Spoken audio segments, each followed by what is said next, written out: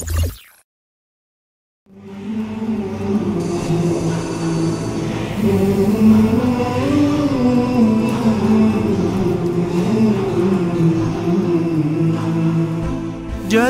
حياة القلب بالقرآن. Qur'on Karimni nozil qilib bandalarga yetkazgan, keng rahmat va fazli bilan bizlarni sharaflantirgan, Qur'on nuri bilan qalbimizni to'ldirgan Rabbimizga hamd va sanolar. Allohning elchisi, ummatning shafaatchisi, Qur'on o'qigan va o'qitganlarning peshvosi, rahmat payg'ambar Hazrat Muhammad sallallohu alayhi va sallamga durud va salomlar bo'lsin. Alloh so'zlarining eng chiroyli bo'lgan Qur'onni nozil qildi. Zumar surasi 23-oyatning bir qismi. Assalomu alaykum va rahmatulloh.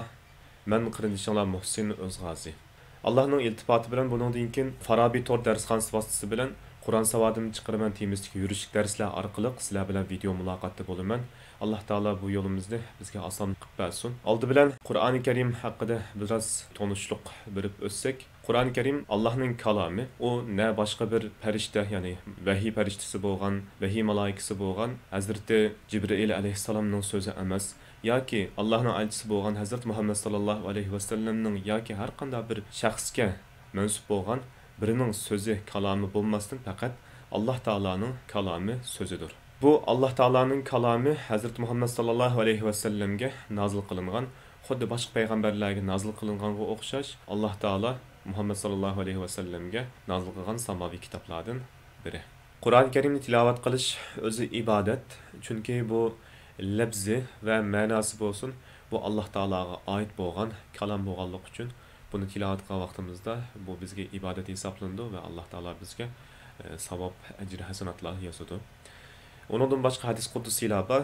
Buningki labzi Rasulullohga oid, ammo ma'nosi Allohga oid bo'lgan so'zlar. Ammo Qur'on faqat Qur'onla tilovat qilinishi ibodat hisoblanadi. Qur'oni Karim nozil bo'lgan kundan e'tiboran hozirgacha na Qur'oni Karimning bir oyati bo'lsin yoki eng qisqa surasi bo'lgan Sura Kavsar bo'lsin, buning o'qishi hech bir zaman o'ttirg'i chiqmadi va asla buningdan keyinmi o'ttirg'i chiqmaydi.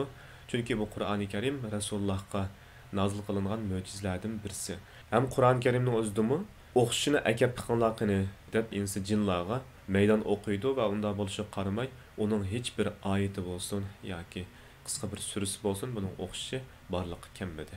Qur'oni Karim Muhammad sallallohu alayhi va sallamga nozil bo'ldi. Bizlarga tavatir yo'li bilan yetib keldi. Tavatir yo'l deganda nasl-naslga ag'dirilish bilan xuddi dastlabki ig'izdan chiqqanga o'xshash bir shaklda yetib keldi. Rasulullohdan sahobalar o'rgandi, sahobalardan tabi'inlar, tabi'inlardan tabi'inlar va uningdan keyingi nasllarga mujda ag'dirilish bilan bizlarga qadar yetib keldi. Qur'oni Karim bizga qadar olishida yoziq shaklida va so'zlik shaklida bizga qadar yetib keldi. O samoviy kitoblarningki eng oxirgisi bo'lib, qo'limizdagi Qur'on bilan Rasulullohga nozil qilingan Qur'on orasida hech qanday farq yo'q. Qur'oni Karim Sura Fatihadan boshlab Sura Nasgacha davomlashgan 114 suradan iborat va Qur'oni Karim har qanday o'zgarishdan xoli ekanligi biz musulmonlarning e'tiqodimizningki bir parchasi hisoblanadi. Ma'lum bo'lgandek tajvid ilmi barliq kelishi va shakllanish jihatdan eng qadimgi islom ilmlaridan biri hisoblanadi. O Allohning kalomi bilan, ya'ni Qur'oni Karim bilan bevosita munosabatlik bo'lishi, shundaqla Rasululloh sallallohu alayhi va sallamning shaxsan o'zi ustoz bo'lish taqozzolari bilan bu ilm eng sharafli ilmlardan biri hisoblanadi. Qur'oni Karimning muqaddasligi, uni o'qish, o'rganish va o'rgatishning fazilati haqida nurg'un oyat va hadislar bor. Ulardan bir qanchisini naql qilib o'taman. Sura Fatir 29-oyatda Alloh taolo shubhasizki Allohning kitobini tilovat qilib turdiganlar, namozni ado qildiganlar va biz rizq qilib bergan narsalardan Allohning roziligi uchun yushurun va oshkor sarf qildiganlar hargizmi kasod bo'lmaydigan tijoratni umid qiladi deydi. Imom Hakim rivoyat qilgan bir hadisda payg'ambar alayhissalom kimki Qur'on o'qisa, uni o'rgansa va uningga amal qilsa, qiyomat kuni uning ota-onasiga nurdan toj kiydiriladi. Tajning nuri kunning nuriga o'xshash nurliqdir. Uning ota-onasiga dunyoning butun boyligidan qimmatli bo'lgan 2 ton kiydiriladi. Ular bu ton bizga nima uchun kiydirildi deydi.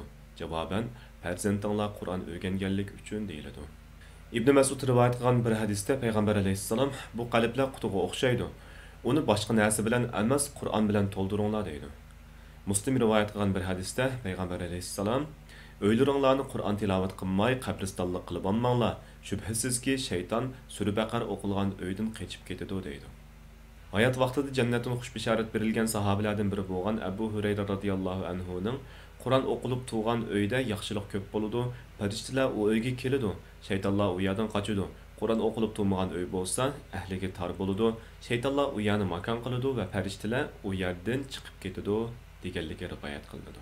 Yuqoriqilardan keyin darsimiz haqida qisqagina to'xtalib o'taman. Darsimiz ikki bosqichdan tarkib topadi. Birinchi bosqichda harflarni tonish, harflarningki chiqish o'rinlari, harflarningki kalima ichidagi farqli joylarda kelish shakllari, undan keyin tovush belgilarini o'rganib o'tamiz. Ikkinchi bosqichda tajvid qismiga o'tib ketamiz. Unda bo'lsa darsimizni rasmiy boshlab ketsak, birinchi darsimiz harflar, ya'ni harflarni tonish. Arab tilida 28 harf bor. Men darsga 30 harf kirgizdim. Bulardan ortiq bo'lgani bu ikki harf sus qizil rangda bo'yab qo'yganim. Lam, alif va hamza. Onundan qolgan harflarni farqli ranglarda bo'yab qo'ydim. Bu ranglar haqida ozroq to'xtalib o'taylik. Masalan, alif, ra va lam bu harflarni ko'k rangda bo'yab qo'ydim. Ko'k rang bo'yishimning sababi bu harflar ba'zida cho'ng, ba'zida kichik o'qiladigan harflar. Bundan keyin qora rangda bo'yab qo'ygan ba, ta, jim, ha, dal, za, sin, shin va keyingi batdagi ayn, fa degandek bu harflar doim kichik o'qiydigan harflar.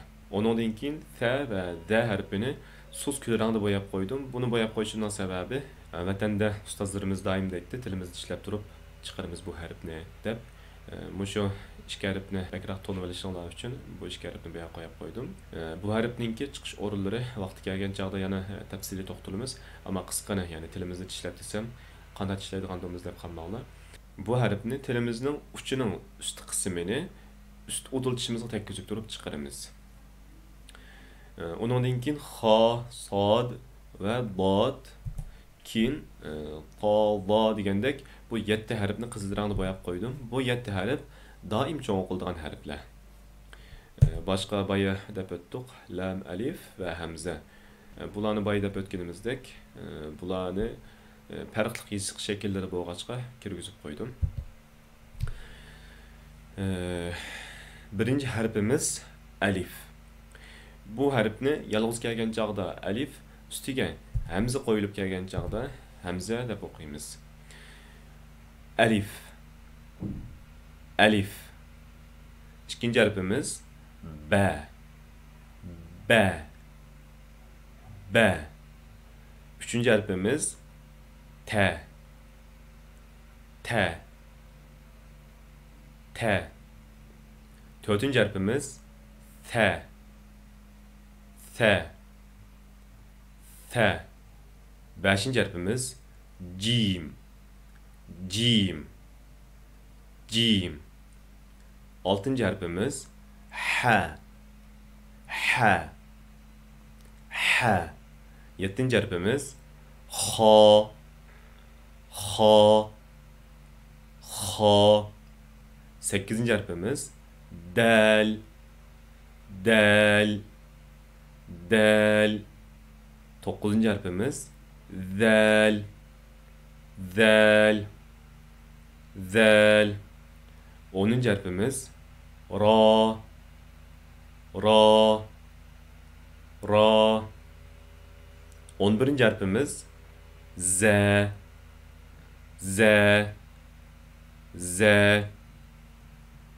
12. harfimiz sin. Sin. Sin. 13. harfimiz şin. Şin. Şin. 14. harfimiz sad. Sad. Sad. 15. harfimiz bad. Bad. Bad. 16. harfimiz ta. Ta. Ta. 17. harfimiz va. Va. Va. Va harfi. Bayda o'tganimiz ta harfininki chiqish o'rniga o'xshash, ya'ni til uchining ust tarafini udul ust tishimizga tekkizib turib chiqaramiz. 18 harfimiz bo'lsa ayn. Ayn. Ayn. 19 harfimiz g'oyn. G'oyn. G'oyn. 20 harfimiz fa. Fa. Fa. 21 harfimiz qof. Qof. Qof. 22 harfimiz kaf. Kaf. Kaf. 23 harfimiz lam. Lam. Lam. 24 harfimiz mim. Mim. Mim. 25 harfimiz nun. Nun. Nun. 26 harfimiz vav. Vav. Vav. 27 harfimiz bo'lsa ha. Ha. Ha. 28 harfimiz lam alif. Lam alif. Lam alif. 29 harfimiz hamza. Hamza. Hamza. 30 harfimiz ya. Ya. Ya. Ders kirgizilgan lam alif harfi yakka harf bo'lmasdan balki lam va alif harfining birikishidan tarkib topgan farqli bir xil yozilish shakli. Unda bo'lsa, o'rgangich qarindoshlar menga ergishib turib, boya o'rgangan 30 harfni 3 qadamdan takrorlab o'tamiz. Menga ergishib o'qinglar. Alif. Alif. Alif. Ba. Ba. Ba. Ta. Ta. Ta. Ta. Ta. Ta. Jim. Jim. Jim. Ha. Ha. Ha. Kha. Kha. Kha. Dal. Dal. Dal. Zal. Zal. Zal. Ra. Ra. Ra. Za. Za. Za. Sin. Sin. Sin. Shin. Shin. Shin. Sad. Sad. Sad. Bad. Bad. Bad. Pa. Pa. Pa. Va. Va. Va. Ayn. Ayn. Ayn. Ghayn. Ghayn. Ghayn. Fa. Fa. Fa. Qaf. Qaf. Qaf. Kaf. Kaf. Kaf. Lam. Lam. Lam. Mim. Mim. Mim.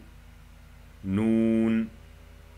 نون نون واو واو واو ها ها ها لام ألف لام ألف لام ألف همزة همزة همزة يا يا يا. Bugünkü dersimiz bu yergacha. İnşallah keyingi soatlik dersimiz harflarning chiqish o'rinlari ustida bo'ladi. Keyingi soatlik darsgacha bo'lgan oraliqda o'rgangan qarindoshlarningki har bir harfni mening o'rgatganim bo'yicha 10 qitimda takrorlashini umid qilaman. Vassalamu alaykum va rahmatullohi va barakatuh. وبه اعتني واحذر من